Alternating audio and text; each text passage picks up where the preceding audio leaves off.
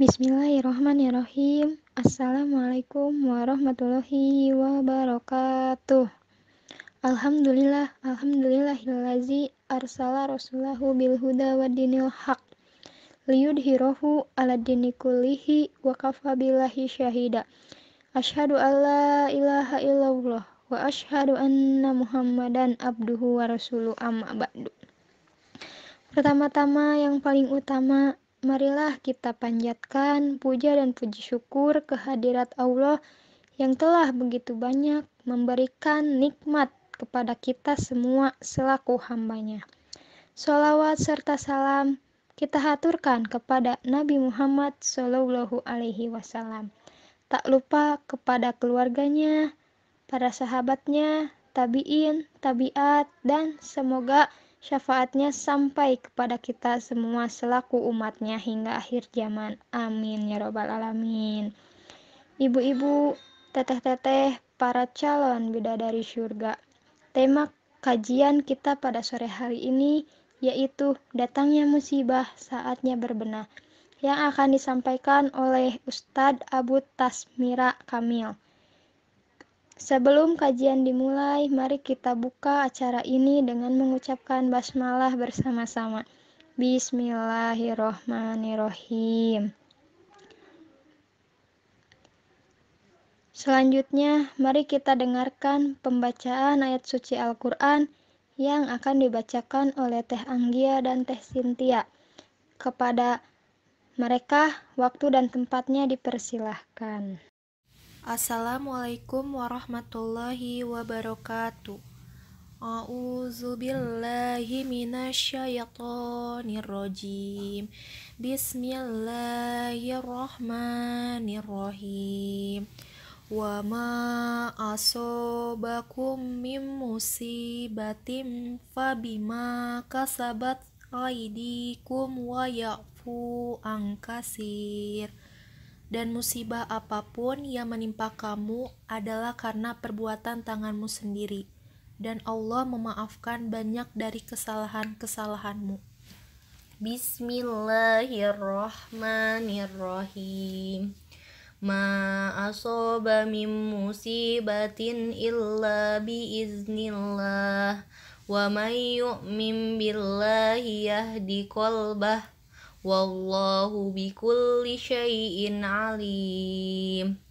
Tidak ada suatu musibah yang menimpa seseorang kecuali dengan izin Allah. Dan barang siapa beriman kepada Allah, niscaya Allah akan memberikan petunjuk kepada hatinya. Dan Allah Maha mengetahui segala sesuatu. Shadaqallahul azim. Maha benar Allah dengan segala firman-Nya. Wassalamualaikum warahmatullahi wabarakatuh. Jazakumullah khairan kasiron kepada Teh Anggia dan Teh Sintia yang telah membacakan ayat suci Al-Quran.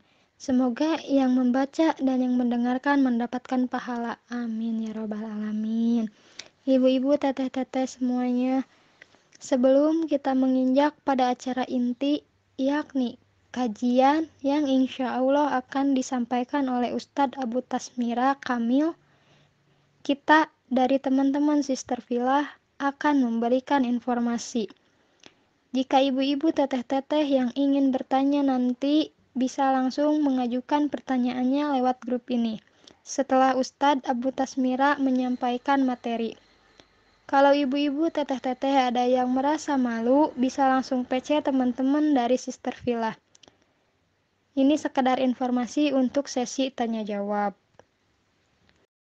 Langsung saja kita mendengarkan kajian dengan tema datangnya musibah saatnya berbenah yang akan disampaikan oleh Ustadz Abu Tasmira.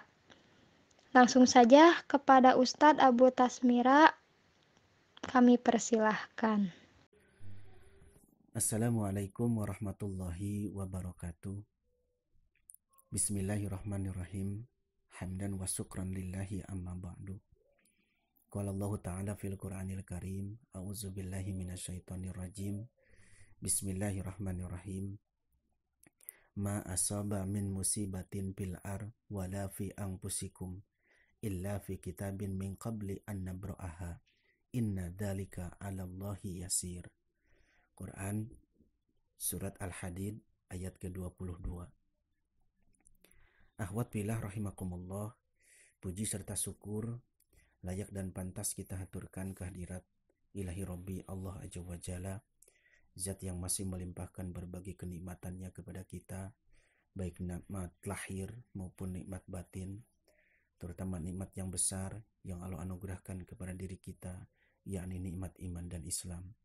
Mudah-mudahan kita pun nanti menghadap Allah Subhanahu wa Ta'ala mampu membawa bekal keimanan dan keislaman di dada kita. Salawat serta salam mudah-mudahan senantiasa mengalir, lestari, abadi kepada suri tauladan kita semuanya, Nabiullah Muhammad sallallahu alaihi wasallam. Tidak lupa kepada keluarganya, sahabatnya, tabi'in, tabi'innya, dan mudah-mudahan sampai pula kepada kita di sini sebagai umatnya.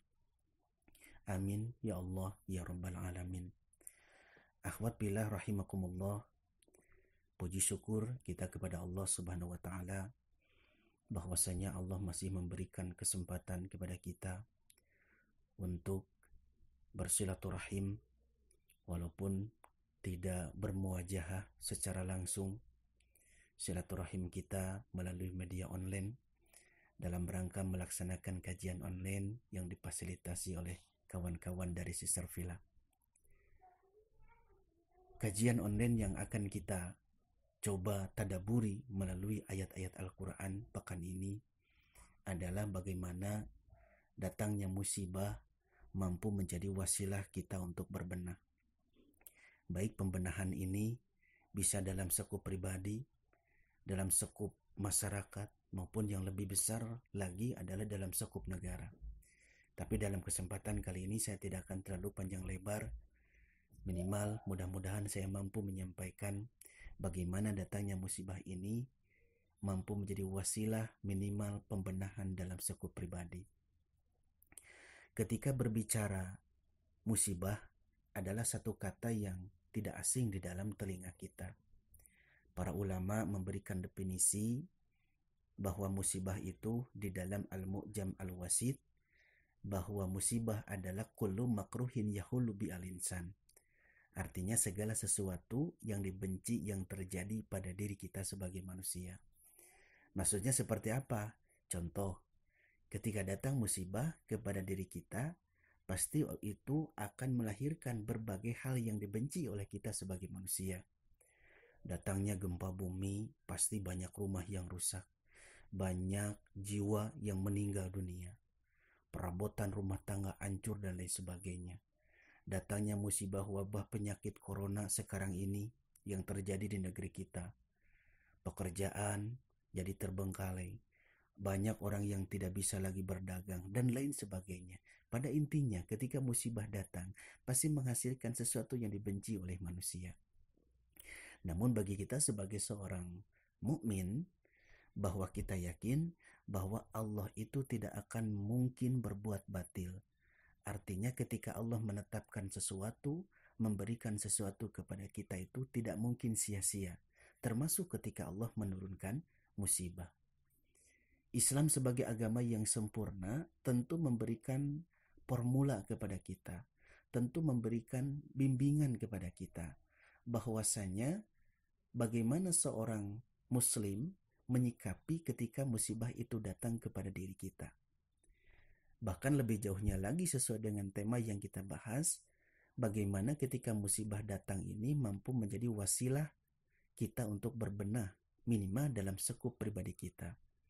Contoh saja, ada beberapa sikap yang perlu kita tampilkan ketika kita mendapatkan musibah dari Allah Subhanahu wa Ta'ala, sehingga nantinya kita mampu menjadi wasilah musibah ini bagi kita dalam rangka berbenah diri. Sikap yang pertama yang perlu kita tampilkan adalah bagaimana seorang muslim tetap beriman dan ridho pada setiap ketentuan takdir Allah Subhanahu wa Ta'ala. Karena sebagai seorang mukmin kita wajib meyakini bahwa musibah apapun yang terjadi kepada diri kita, gempa bumi, banjir, wabah, penyakit, itu semuanya sudah ditetapkan oleh Allah Subhanahu wa Ta'ala dalam Lauhul Mahfuz. Kita pun wajib menerima ketentuan Allah Subhanahu wa taala ini dengan lapang dada, dengan ikhlas, dengan ridho. Sesuai dengan yang Allah firmankan di dalam Al-Qur'an, tadi Quran surat Al-Hadid ayat ke-22, yang artinya tiada suatu bencana pun yang menimpa di bumi dan pada dirimu sendiri, melainkan telah tertulis dalam kitab Lauhul Mahfuz sebelum kami menciptakannya. Sesungguhnya yang demikian itu adalah mudah bagi Allah Subhanahu wa taala. Jadi bagi kita sebagai seorang mukmin wajib menerima takdir Allah ini dengan rela, sesuai dengan sabda Rasulullah Sallallahu Alaihi Wasallam yang berbunyi, sesungguhnya besarnya pahala itu seiring dengan besarnya cobaan. Sesungguhnya Allah jika mencintai suatu kaum, maka Allah memberi cobaan kepada mereka. Maka barang siapa yang ridho terhadap cobaan itu, maka dia mendapat ridho Allah. Barang siapa yang murka, maka dia mendapat murkanya Allah Subhanahu wa taala. Jadi, ketika kita mendapat musibah, seorang muslim harus mampu menyikapinya bahwa ini adalah takdir Allah. Kita harus ridho, kita harus ikhlas, bukan malah menggerutu, bukan malah melahirkan sikap yang kontraproduktif, bukan malah kita menghujat Allah Subhanahu wa taala. Seakan-akan kita bertanya kepada Allah, ya Allah, kenapa bencana ini datang kepada saya? Kenapa bencana ini datang kepada negeri Indonesia yang mayoritas dihuni oleh umat Islam terbesar di dunia? Bagi seorang yang beriman, tidak boleh kita menampilkan sikap menggerutu, menghujat Allah Subhanahu wa taala. Karena hujatan terhadap Allah Subhanahu wa taala itu adalah satu sikap yang tidak pantas kita tampilkan sebagai seorang mukmin. Sikap yang kedua yang perlu kita tampilkan dalam rangka kita menerima musibah sehingga mampu menjadi wasilah kita berbenah diri adalah kita harus sabar menerima musibah ini. Menurut Imam As-Suyuti di dalam tafsir Jalalain, bahwasanya sabar itu adalah al-habsu li'an nafsi ala ma takrahu. Artinya menahan diri terhadap apa-apa yang kita benci. Jadi sikap sabar inilah yang wajib kita miliki ketika kita menerima musibah atau menghadapi musibah dari Allah Subhanahu wa taala. Bahkan selain itu kita disunahkan ketika terjadi musibah kita mengucapkan kalimat istirja, inna lillahi wa inna ilaihi raji'un, sesuai dengan firman Allah Subhanahu wa taala di dalam Quran surat Al-Baqarah ayat 155 sampai 156. Jadi bersabarlah ketika Allah memberikan ujian musibah kepada diri kita. Janganlah kita berputus asa dari rahmat Allah Subhanahu wa taala. Karena berputus asa dari rahmat Allah Subhanahu wa taala itu adalah perbuatan-perbuatan orang kafir. Sesuai dengan firman Allah Subhanahu wa taala di dalam Quran surat Yusuf ayat ke-87, di mana Allah berfirman yang artinya, janganlah kamu berputus asa dari rahmat Allah. Sesungguhnya tiada berputus asa dari rahmat Allah melainkan orang-orang yang kafir.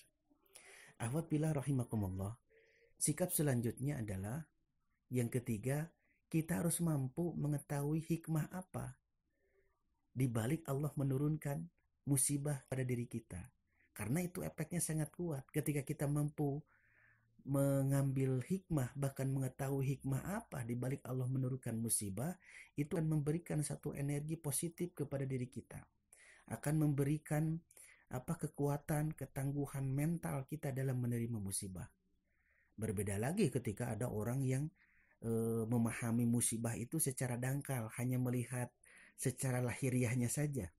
Mentalnya akan sangat lemah. Sehingga dia bisa mudah tergoncang oleh satu sedikit saja ujian duniawi. Bahkan tidak heran banyak orang yang sampai gila karena dia tidak siap dan salah menyikapi, tidak mampu mengambil hikmah dari musibah yang Allah berikan kepada dirinya. Rasulullah Shallallahu Alaihi Wasallam bersabda, hikmah musibah antara lain adalah Allah akan memberikan pengampunan terhadap dosa-dosa kita. Rasulullah bersabda, ma min muslimin yusibuhu adan saukatu pama paukoha ila kaparallahi biha sayyatihi. Tidaklah seorang muslim tertimpa musibah tertusuk duri, atau lebih dari itu, kecuali dengannya Allah akan menghapuskan sebagian dosanya. Hadis riwayat Bukhari Muslim.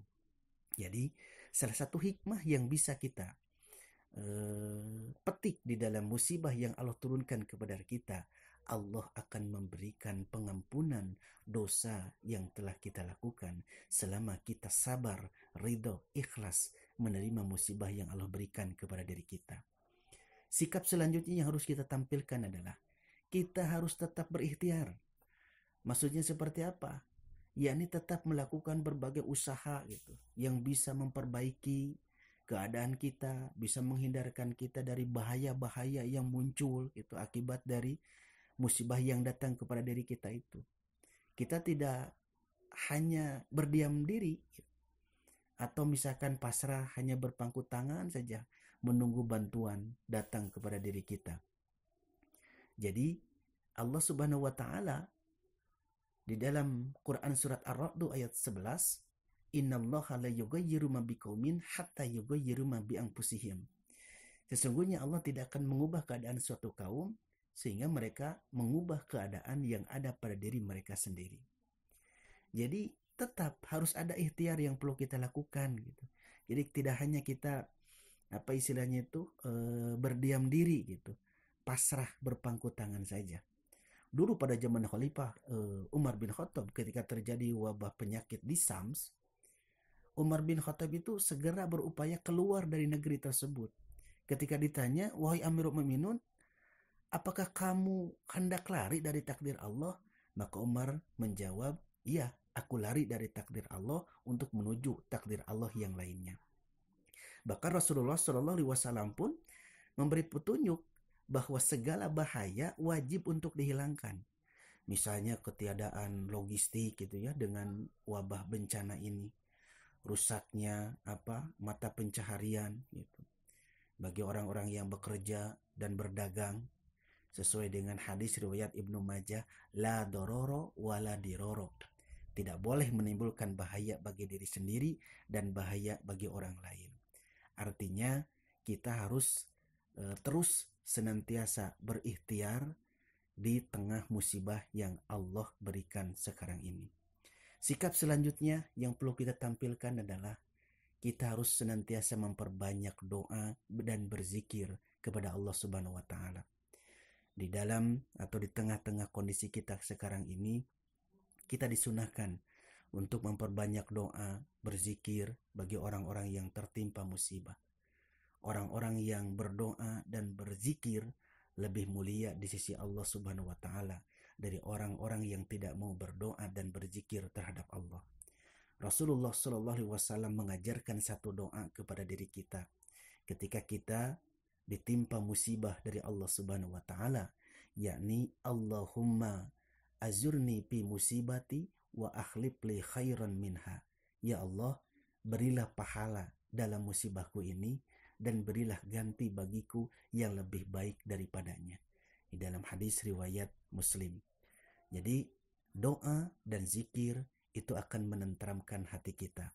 Doa dan zikir adalah obat bagi orang yang sedang stres, orang yang sedang gundah gulana, gelisah dan lain sebagainya. Zikir itu ibarat es gitu yang bisa menyejukkan atau mendinginkan tenggorokan kita pada saat cuaca panas terik di padang pasir. Allah Subhanahu wa taala berfirman, "Alla bi zikrillahi tatmainul qulub." Ingatlah, hanya dengan mengingat Allah lah hati kita menjadi tentram.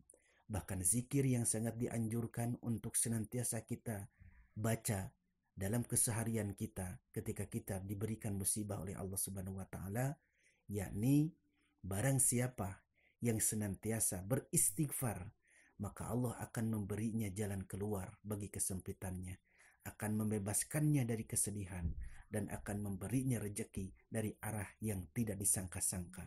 Ini adalah sabda Rasulullah, hadis riwayat Abu Daud, bahwasanya zikir yang utama yang tidak boleh kita lewat adalah membaca istighfar, astagfirullahaladzim, sebagai pengakuan kehilafan, sebagai pengakuan kelemahan kita di hadapan Allah Subhanahu wa taala.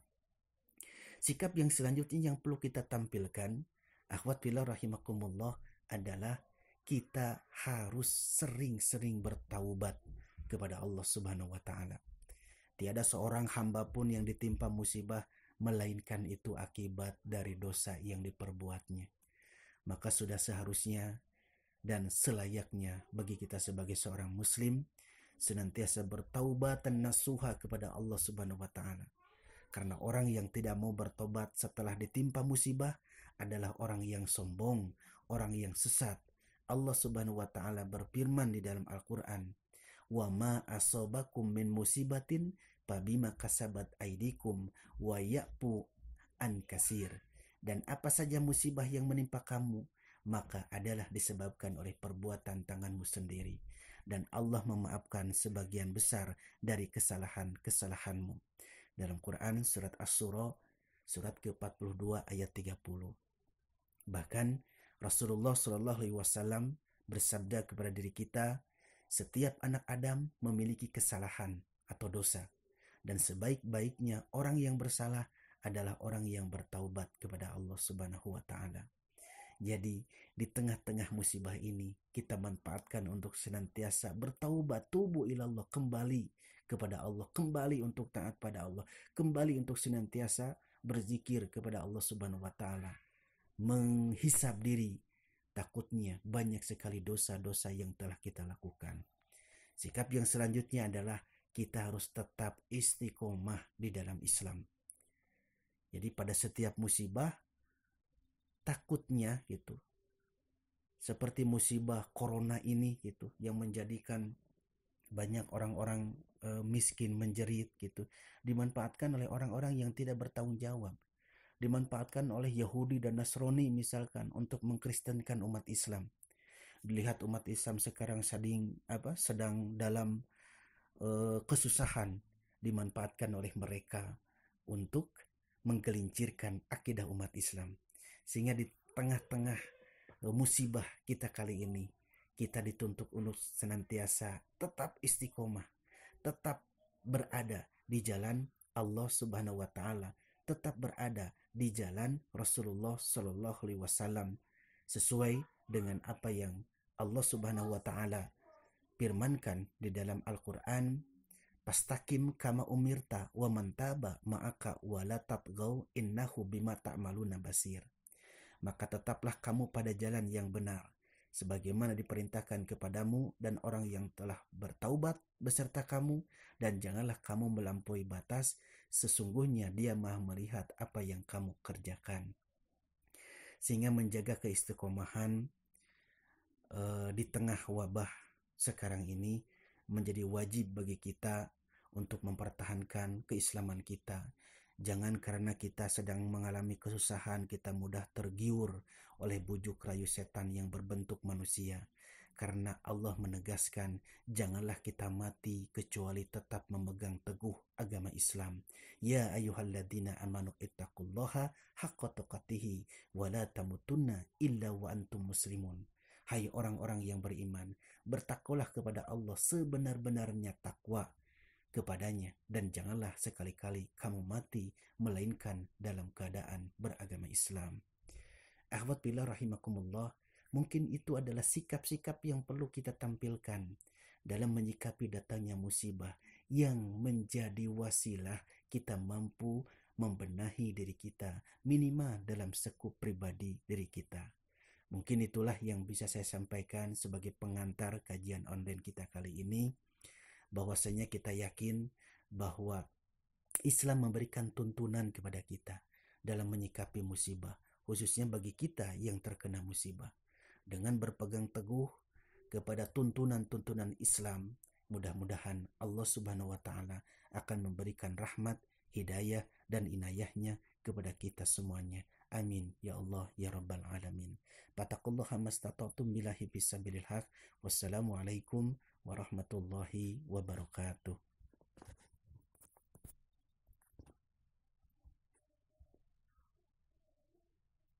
Jazakillah khairan kasiron kepada Ustadz Abu Tasmira yang telah menyampaikan materi yang sangat luar biasa untuk kita semua. Banyak sekali hikmah yang dapat kita petik yang bisa kita aplikasikan dalam kondisi kehidupan kita saat ini dan ke depannya. Oke, ibu-ibu, teteh-teteh semua, silahkan mulai sekarang dibuka sesi tanya jawab. Kepada ibu-ibu, teteh-teteh yang ingin bertanya, boleh langsung mengirimkan pertanyaannya lewat grup ini. Kami persilahkan. Bismillahirrahmanirrahim. Assalamualaikum warahmatullahi wabarakatuh. Saya mau bertanya, bolehkah kita curhat atau menceritakan musibah kita kepada orang lain? Terima kasih. Assalamualaikum warahmatullahi wabarakatuh. Bismillahirrahmanirrahim. Terima kasih atas pertanyaan yang disampaikan. Tadi ditanyakan satu pertanyaan, bolehkah kita curhat atau menceritakan musibah yang kita terima kepada orang lain? Akhwat billah rahimakumullah, sebagai hamba yang bertauhid kepada Allah Subhanahu wa taala, tandanya salah satunya adalah senantiasa menyandarkan segalanya, menyandarkan dirinya kepada Allah Subhanahu wa taala. Menjadikan Allah sebagai tempat paling pertama, sebagai tempat ia mengadu pada setiap permasalahan yang dia terima. Kita curhat dan bahkan kita menangis kepada Allah pertama kali. Sebaliknya, sebagai salah satu tanda kurangnya tauhid kita kepada Allah, justru ketika kita mendapatkan masalah, tidak menjadikan Allah sebagai yang pertama kali tempat kita curhat. Jadi seorang hamba hendaknya kita itu memprioritaskan Allah di dalam segala urusan. Karena Allah adalah Rabb kita, Allah yang telah menciptakan kita, Allah yang telah memberikan kita segalanya. Sehingga ketika kita mendapatkan masalah dan musibah, hendaknya kepada Allah lah pertama kali kita mengadukan setiap permasalahan dan musibah yang kita terima. Kepada Allah lah kita curhat pertama kali sebelum kita menceritakan kepada orang lain. Karena ini dicontohkan oleh para nabi, salah satunya adalah Nabi Yakub alaihissalam. Ketika beliau mendengar berita sangat menyedihkan, yaitu anak kesayangannya Nabi Yusuf diberitakan telah dimakan oleh serigala, beliau itu langsung mengadunya itu kepada Allah dan berkata, qala innama asku basi wa huzni ilallahi wa a'lamu minallahi ma la ta'lamun. Sesungguhnya hanyalah kepada Allah aku mengadukan kesusahan dan kesedihanku, dan aku mengetahui dari Allah apa yang kamu tiada mengetahuinya. Itu di dalam Quran surat Yusuf ayat 86. Ada lagi satu kisah lagi Nabi yang lain yang terkenal kesabarannya ketika menerima ujian dari Allah, musibah dari Allah Subhanahu wa taala, yaitu Nabi Ayub alaihissalam. Beliau sabar menerima cobaan yang bertubi-tubi dari Allah Subhanahu wa taala. Bahkan Allah berfirman di dalam Quran surat Shad ayat ke-44, "Inna wajadnahu sabiran ni'mal abdu innahu awwab." Sesungguhnya kami dapati dia, Nabi Ayub, seorang yang sabar. Dialah sebaik-baiknya hamba. Sesungguhnya dia amat taat kepada Allah Subhanahu wa taala. Jadi ketika kita mampu bersabar, tidak menceritakan masalah atau musibah kita kepada orang lain, di dalam hadis qudsi kita akan mendapatkan satu keutamaan yang besar di hadapan Allah Subhanahu wa taala. Dalam hadis qudsi Allah berfirman, "Jika aku memberikan cobaan musibah kepada hambaku yang beriman, sedang ia tidak mengeluh kepada orang yang mengunjunginya, maka aku akan melepaskannya dari tahananku. Kemudian aku gantikan dengan daging yang lebih baik dari dagingnya, juga dengan darah yang lebih baik dari darahnya. Kemudian dia memulai amalnya bagaikan bayi yang baru lahir." Hadis riwayat Al-Hakim Sahih. Jadi pertanyaannya mungkin tadi ditanyakan apakah tidak boleh menceritakan kepada orang lainnya itu sifatnya mutlak atau gimana? Ya kita sebenarnya boleh-boleh saja kita menceritakan gitu. Kita dapat musibah, dapat masalah gitu kepada orang lain, asalkan ia menceritakannya itu apa istilahnya dalam kondisi yang tegar, memuji dan bersyukur gitu ya kepada Allah Subhanahu wa taala. Serta tujuannya itu untuk bermusyawarah gitu. Jadi untuk mencari solusi gitu dari musibah yang sedang kita hadapi. atau seseorang hadapi. Jadi penting diperhatikan juga bahwa orang yang ia ceritakan itu adalah orang yang benar-benar bisa membantunya dalam musibah yang kita hadapi. Bukan menceritakan musibah yang kita terima itu kepada semua orang gitu ya, seakan-akan diumbar lah gitu. Jadi kepada orang-orang pilihan yang dipandang oleh kita bisa memberikan solusi, bisa memberikan solusi praktis lah, bisa memberikan wejangan itu, bahkan motivasi kepada diri kita. Ya mungkin itu saja yang bisa saya jawab ya. Terima kasih. Assalamualaikum warahmatullahi wabarakatuh. Saya Yuli dari Cilengkrang. Mau bertanya Pak Ustadz, apakah ada kaitannya musibah yang datang di negeri kita ini dengan kemurkaan yang Allah Subhanahu wa Ta'ala timpakan kepada kita? Mohon penjelasannya ya Pak Ustadz. Terima kasih. Bismillahirrahmanirrahim. Terima kasih atas pertanyaan yang disampaikan. Tadi ditanyakan apakah ada kaitan musibah yang datang kepada kita atau negeri kita ini dengan kemurkaan Allah Subhanahu wa Ta'ala kepada kita. Ahwat bila rahimakumullah, kalau ditanya kaitannya ya secara tidak langsung ada kaitannya. Tetapi kemurkaan Allah itu hanya Allah tujukan kepada orang-orang yang kafir, kepada orang-orang yang tidak melaksanakan ketaatan kepada Allah Subhanahu wa Ta'ala. Tapi kepada hamba-hamba yang beriman, justru itu merupakan satu ujian untuk meninggikan derajat seorang manusia di hadapan Allah Subhanahu wa Ta'ala.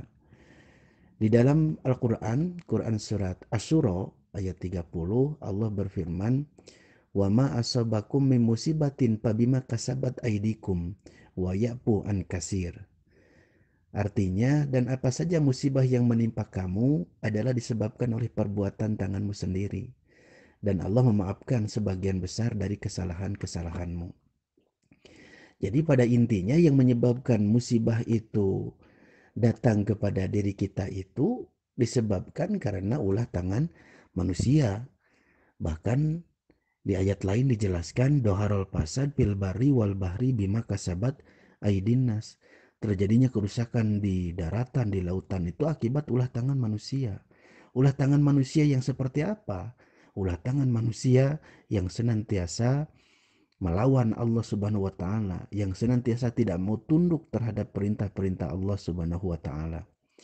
Jadi itulah yang menjadi pengundang Allah menurunkan satu bencana kepada seseorang atau satu negeri.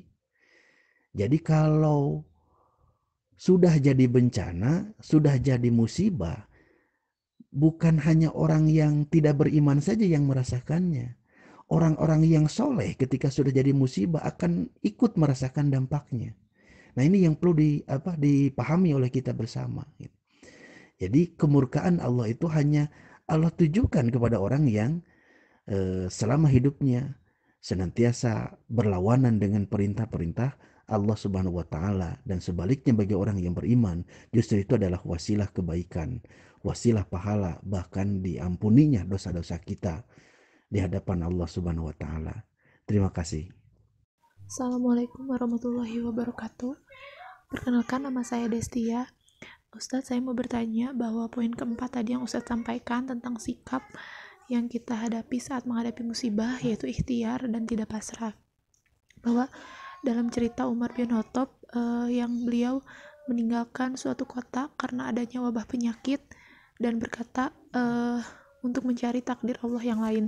Nah, sedangkan saya pernah baca suatu hadis riwayat, bahkan banyak juga sih sebarannya di WA, jika terjadi suatu wabah penyakit di suatu wilayah, maka kalian jangan memasukinya. Dan jika wabah penyakit itu terjadi di tempat kamu tinggal, maka kamu juga jangan keluar dari tempat tersebut. Nah, jadi Ustadz, saya meminta penjelasannya bahwa cerita tentang Umar bin Khattab, dia keluar dari kota tersebut, sedangkan ada hadis juga yang berkata bahwa jika ada wabah penyakit dalam suatu kota, tempat tinggal kita jangan keluar dari kota tersebut. Begitu Ustadz, saya mohon penjelasannya. Jadi bagaimana cara kita menyikapinya lebih baiknya itu seperti apa? Tetap tinggal di negara yang sudah terjangkit wabah atau kita bisa meninggalkan kota tersebut gitu. Terima kasih. Wassalamualaikum warahmatullahi wabarakatuh. Bismillahirrahmanirrahim. Terima kasih atas pertanyaannya.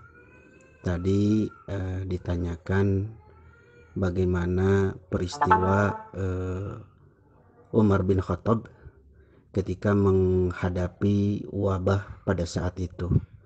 Jadi perlu saya sampaikan dan tegaskan lagi bahwasanya Umar bin Khattab itu bukan keluar dari daerah wabah dan bencana, tapi Umar bin Khattab itu mau berkunjung ke daerah Sams yang di daerah Sam itu sedang terjadi bencana. Maka para sahabat yang menjadi gubernur di Sams tersebut menghadang Umar bin Khattab di luar daerah tersebut, sehingga Umar bin Khattab dari informasi para sahabatnya tersebut bahwa di daerahnya itu sedang terjadi wabah, sehingga Umar bin Khattab itu tidak jadi gitu berkunjung ke daerah Sam tersebut. Dia lebih memilih kembali lagi ke Madinah pada saat itu. Walaupun sahabat tersebut bertanya, "Wahai Amirul Mukminin, apakah engkau mau lari dari takdir Allah?" Ya, Kak Umar bin Khattab menjawab, "Betul, saya lari dari takdir Allah, tapi akan menuju kepada takdir Allah yang lainnya," gitu.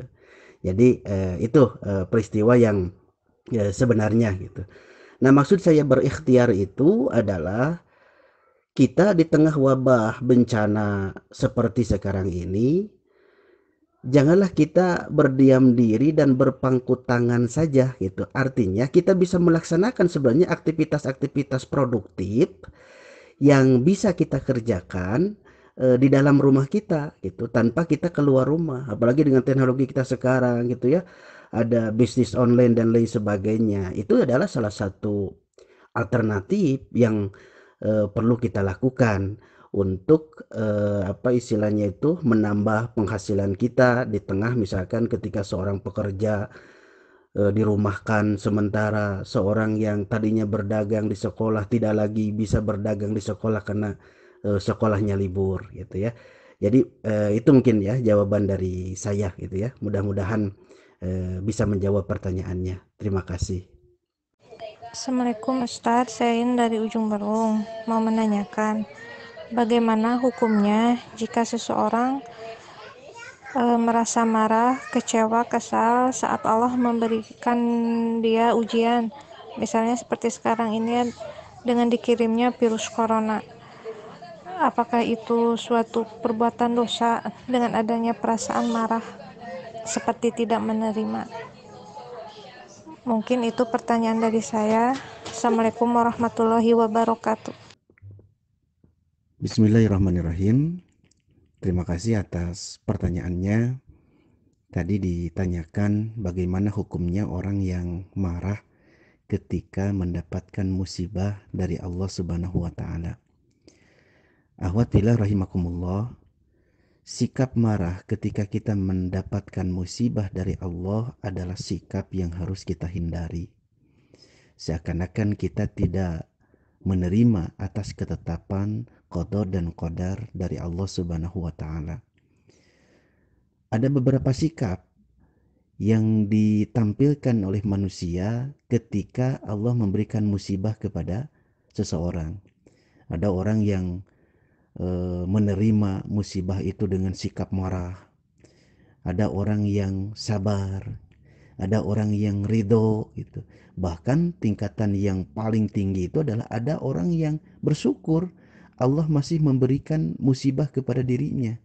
Karena dia yakin ketika Allah masih memberikan musibah pada dirinya, Allah masih sayang, Allah masih cinta kepada dirinya, Allah masih memperhatikan dirinya, Allah masih ingin meninggikan derajatnya di hadapan Allah. Jadi kita sebagai seorang mukmin yang beriman terhadap takdirnya Allah Subhanahu wa taala, kita seyogianya menghindarilah sikap marah ketika menghadapi musibah dari Allah. Baik marah yang diwujudkan dengan hati kita ya, seolah-olah kita itu marah terhadap Allah. Kita tidak menerima terhadap takdir yang ditetapkan oleh Allah, seperti yang Allah firmankan di dalam Quran surat Al-Hajj ayat 11. Bismillahirrahmanirrahim. Wa minan nasi may ya'budullaha ala harfin fa in asabahu khairun atma'anna bihi wa in asabathu fitnatun qalaba ala wajhihi khasirat dunya wal akhirah. Di antara manusia ada yang menyembah Allah menurut seleranya. Apabila ia mendapatkan kebaikan, hatinya merasa tenang. Akan tetapi apabila ia mendapatkan cobaan buruk, ia memalingkan wajahnya. Rugilah dunia dan akhiratnya. Quran surat Al-Hajj ayat 11. Ada yang marah dengan lisannya sampai menggerutu, sampai menghujat Allah Subhanahu wa taala, sampai berprasangka buruk, bersuudzon terhadap Allah Subhanahu wa taala. Ada yang marah sampai dengan memperlihatkan dengan tindakan, ya, sampai menampar mukanya, sampai menjambak rambutnya gitu. Nah, sikap-sikap yang seperti ini haruslah kita hindari sebagai orang yang beriman, karena sikap ini menyalahi sikap wajibnya kita bersabar ketika kita diberikan musibah dari Allah. Mungkin itu yang bisa saya jawab. Terima kasih.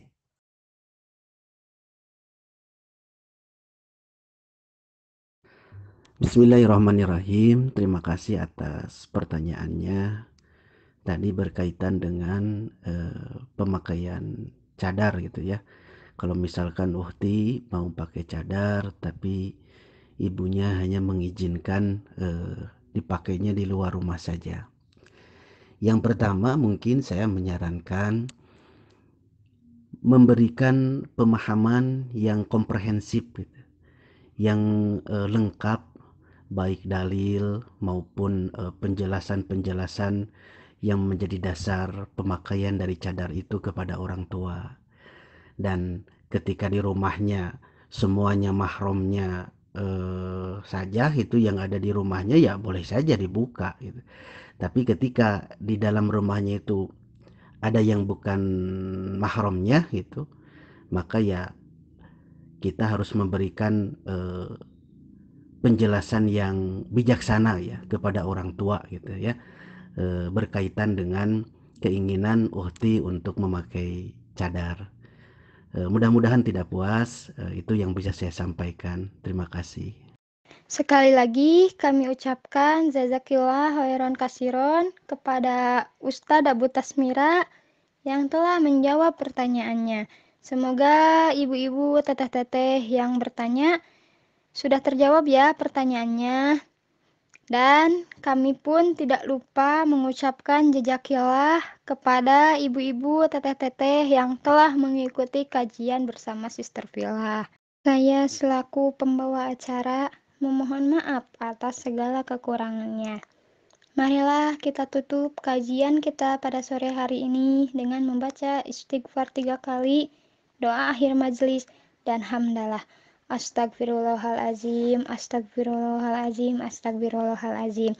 Subhanaka Allahumma wa bihamdika la ilaha illa anta astagfiruka wa atubu ilaihi. Alhamdulillahirabbil alamin. Wassalamualaikum warahmatullahi wabarakatuh.